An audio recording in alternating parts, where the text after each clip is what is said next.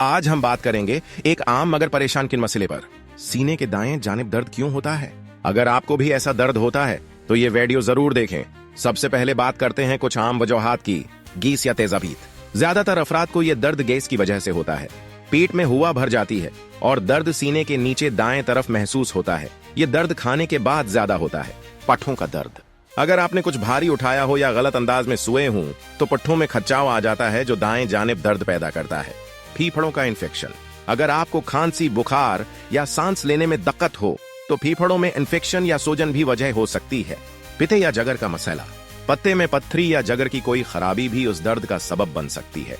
खास तौर पर तिल या मरगन खाने के बाद ये दर्द बढ़ता है। अगर दर्द बार बार हो रहा हो तो फौरी तौर पर डॉक्टर से रुजुआ करें। अपनी खुराक हल्की रखें। तेज मसाले और तेल से परहेज करें। जिस्मानी वर्जिश करें और बैठने सोने के अंदाज का ख्याल रखें। अगर आपको ये मालूमात मुफीद लगें तो वीडियो को लाइक करें, शेयर करें और चैनल को सब्सक्राइब जरूर करें। फिर मिलेंगे एक नई वीडियो में।